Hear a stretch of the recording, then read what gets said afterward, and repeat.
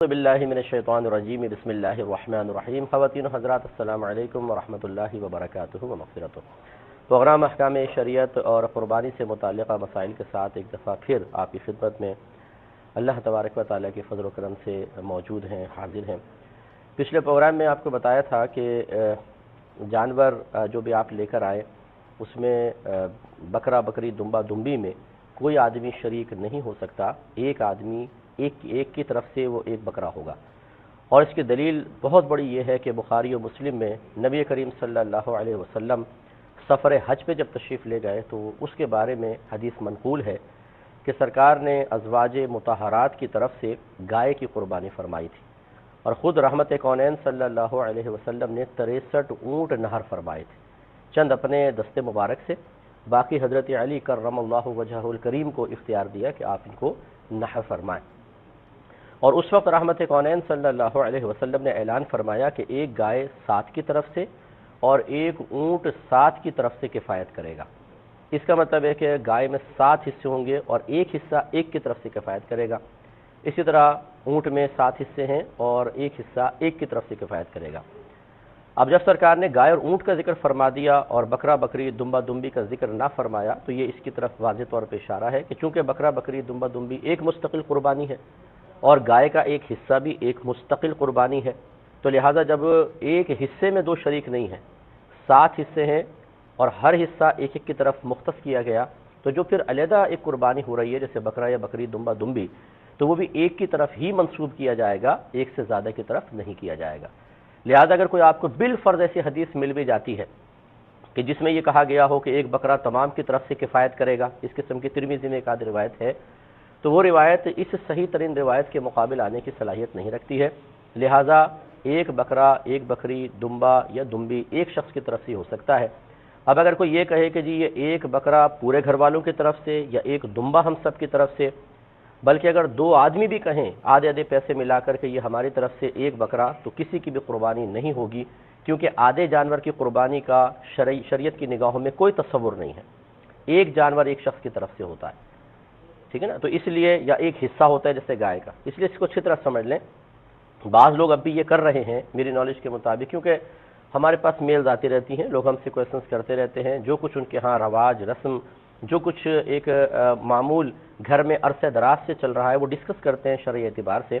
तो बहुत से घरों में अब भी ऐसा हो रहा है कि एक जानवर लाते हैं और कहते हैं हम सब की तरफ से, और वो गाय नहीं होती, ऊँट नहीं होता, बल्कि बकरा या बकरी होती है, दुम्बा दुम्बी होती है, और इस तरीके से वो किसी की भी कुर्बानी नहीं होती। इसकी तरफ अच्छी तरह तवज्जो फरमाइए। एक कॉलर हमारे साथ हैं। अस्सलाम वालेकुम।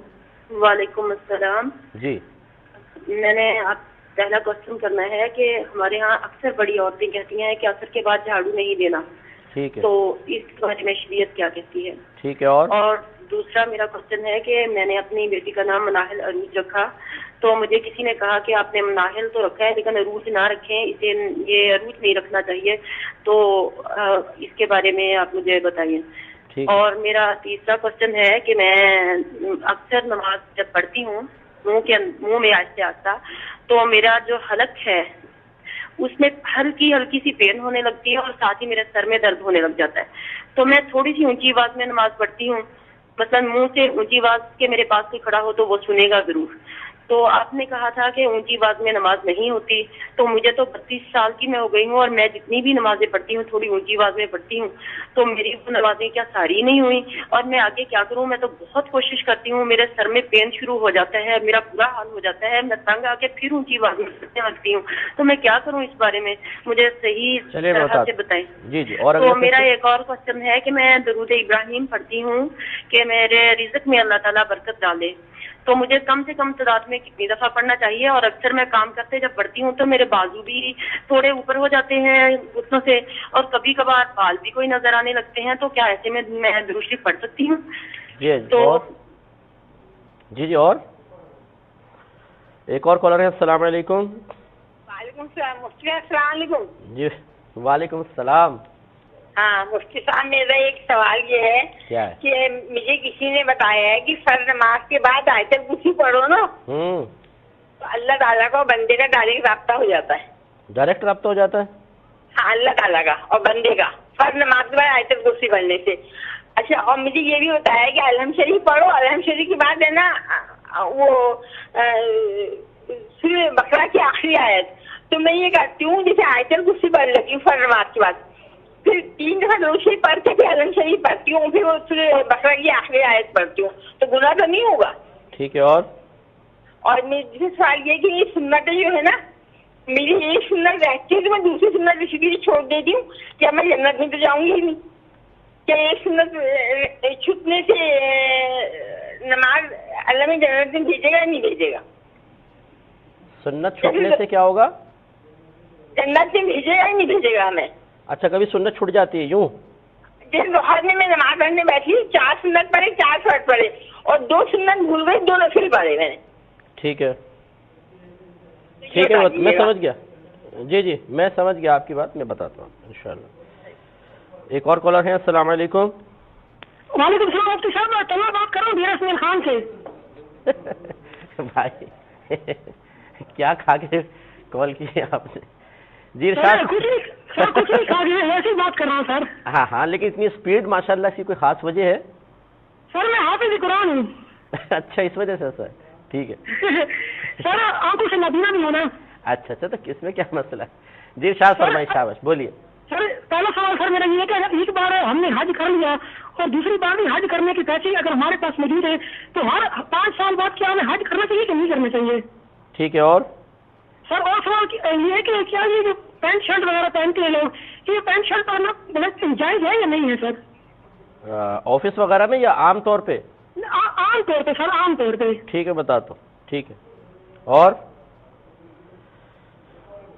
ایک مزید کالر ہیں. السلام علیکم. السلام علیکم. جی وعلیکم السلام.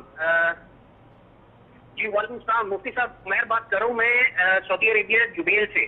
اچھا جی، ارشاد فرمائیے. جی مفتی صاحب میرا کوشچن یہ تھا جو یہ قربانی سے ریلیٹڈ ہے. جی بولیں. جس طرح میرے گھر میں ماشاءاللہ میرے بھائی بھی ہیں، بڑے بھائی ہیں جو جاب کرتے ہیں، میرے والد صاحب بھی ہیں جاب کرتے ہیں، میں بھی جاب کرتا ہوں. ہم ماشاءاللہ حسب استطاعت ہیں ماشاءاللہ تینوں.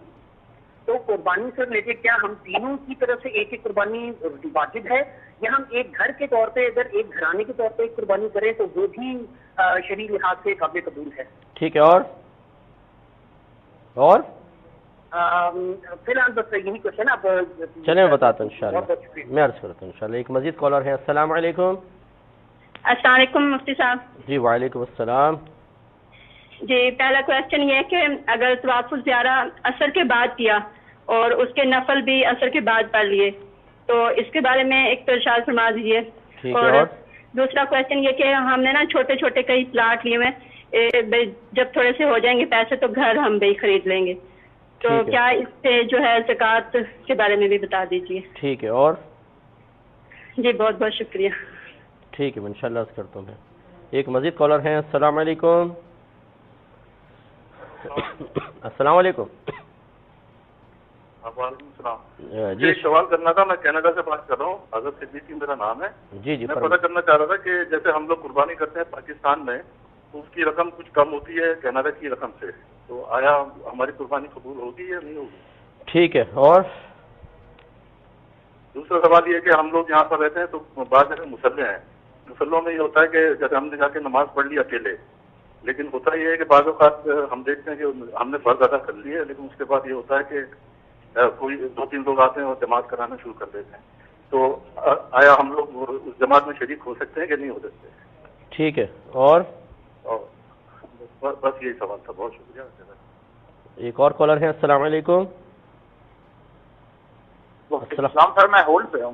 جی فرمائیے، ارشاد فرمائیں. اچھا سوال سر یہ تھا کہ میں مفتی صاحب سے پوچھنا تھا کہ میں چونکہ اپنا ایڈوکیٹ ہوں ادھر کمالیہ میں، اور میں نے اپلائی کیا تھا کینیڈا کے لیے اپنے ویزا اپلیکیشن کے لیے، وہ ریفیوز ہو گیا تو پھر میں نے ریویو دائر کر دیا، لیکن ابھی وہ کافی دن ہو گئے، 4-5 ماہ ہو گئے ہیں، لیکن ابھی تک رابطہ نہیں ہوا. تو پتہ کرنا تھا. چلیں اچھا میں بتاتا ہوں انشاءاللہ. ٹھیک ہے انشاءاللہ عرض کرتا ہوں. تو آپ کی خدمت میں عرض کر رہے تھے کہ جانور میں حصہ داری کے آپ کو مسائل بتائے تھے. اس کے بعد ایک مزید مسئلہ ذکر کیا تھا کہ جانور سے کسی قسم کا نفع لینا شرعاً جائز نہیں ہے. یہ سمجھ لیجئے کہ اللہ تبارک و تعالیٰ کی ایک امانت ہے جسے ہمیں بعینہ ہی اللہ تعالیٰ کی بارگاہ تک پہنچانا ہے، اور یقینی سی بات ہے کہ اس کا گوشت یا خون تو اللہ کی بارگاہ میں نہیں پہنچتا، ہمارا تقوی، ہمارا اخلاص ہی پہنچتا ہے۔ لیکن کہنے کا مطلب یہ ہے کہ جب وہ تمام کے تمام جانور گویا کہ اللہ کے لیے ہم نے وقف کر دیا ہے کہ ہم اللہ کے لیے قربانی کریں گے، تو اس سے قربانی سے قبل کسی قسم کا نفع نہیں لے سکتے ہیں۔ ہاں، قربانی کے بعد جب ذبح ہو گیا، اللہ تعالیٰ کے لیے جو عمل کرنا تھا وہ عمل مکمل ہو گیا، تو پھر وہی بندوں کے حق دوبارہ اس سے وابستہ ہو جائیں گے اور ہم اس سے جس قسم کا چاہے نفع لے سکتے ہیں۔ لہذا جانور کا جیسے اونٹ لاتے ہیں بعض لوگ، تو گلی میں بچوں کو سیر کرانا شروع کر دیتے ہیں، یہ قطعاً غلط ہے۔ اس میں یہ گناہ کی ایک صورت آپ کہہ لیجئے کہ جانور کو تنگ کرنا، وہ بھی قربانی کا جانور، اور بعض اوقات اس میں گناہ کی صورت کے ساتھ یہ چیز ضرور شامل ہوگی کہ باعث تکلیف ہو جانور کے لیے، کوئی مار رہا ہے، کوئی دم کھینچ رہا ہے، کوئی دھکے دے رہا ہے، یہ چیزیں صحیح نہیں ہیں، اس سے اجتناب کرنا چاہیے۔ اسی طریقے سے بعض اوقات دودھ والی گائے ہوتی ہے، گھر پہ لے آتے ہیں، وہ دودھ دینا شروع کر دیتی ہے، تو وہ دودھ نکال لیا، جو دودھ پی لیا، چائے بنا کے اس کو چائے کے لیے استعمال کر لیا، یہ چیزیں شرعاً جائز نہیں ہیں۔ اگر بالفرض کسی نے دودھ نکال لیا اور استعمال بھی کر لیا ہو اور اسے بعد میں احساس ہوا، یا جیسے ابھی کسی نے مسئلہ سنا، تو اسے چاہیے کہ پہلی بات تو اللہ کی بارگاہ میں توبہ کرے اور جتنے کا دودھ پیا تھا اتنی قیمت صدقہ کرے۔ ایک مختصر سے بریک پر جائیں گے، ہمیں یقین ہے آپ ہمارے ساتھ ہی رہیں گے۔ بسم اللہ الرحمن الرحیم۔ آپ کو مسئلہ بتا رہے تھے کہ قربانی کے جانور سے کسی قسم کا نفع لینا شرعاً جائز نہیں ہوتا ہے، یعنی قربانی سے پہلے۔ قربانی کے بعد تو پورا جانور پھر آپ کے لیے ہے، آپ جس طرح چاہیں اس سے نفع لے سکتے ہیں، لیکن اس میں تھوڑی سی کنڈیشن ہے، وہ بتاتا ہوں۔ بہرحال قربانی سے پہلے جو ہے وہ دودھ وغیرہ اگر نکال لیا ہو تو جتنی قیمت کا دودھ نکالا ہے وہ اتنی قیمت صدقہ کرنی ہوگی۔ بعض اوقات یہ بامر مجبوری بھی ہوتا ہے، جیسے گائے کا دودھ زیادہ اتر رہا ہوتا ہے تو وہ تھن بھر جاتے ہیں، اور اگر اس کو نہ نکالا جائے تو اس سے گائے کو تکلیف ہوتی ہے، اس لیے پھر وہ نکالنا مجبوری ہوتی ہے، تو وہ نکال کر اگر نکالا ہو تو وہ خود ذاتی استعمال میں نہ لائیں، اسے بعین ہی صدقہ کر دیں، یعنی کسی غریب کو دے دیں۔ یہ اس صورت میں قیمت کا آپ کو عرض کر رہا ہوں کہ جب غلطی سے استعمال کر لیا ہو تو پھر اس کی قیمت دینی ہوگی۔ یوں نہیں کر سکتے آپ کہ دودھ نکال کے سوچیں کہ چلو دودھ رکھ لیتے ہیں اور اس کی قیمت صدقہ کر دیتے ہیں، یہ صحیح نہیں ہوگا۔ آپ کو اگر دودھ نکالا ہے، مسئلہ معلوم ہے، تو بعین ہی دودھ ہی صدقہ کرنا ہوگا۔ ہاں، اگر خدا نخواستہ جیسے معلوم نہیں تھا استعمال کر لیا تو پھر آپ اب دودھ تو والا دودھ بعین نہیں رہا تو اس کی قیمت ہوگی، یہ ذہن میں رکھیں۔ اسی طرح دمبا دمبی وغیرہ کی بعض اوقات اون اتار لی جاتی ہے تو یہ بھی کام آتی ہے، اور یہ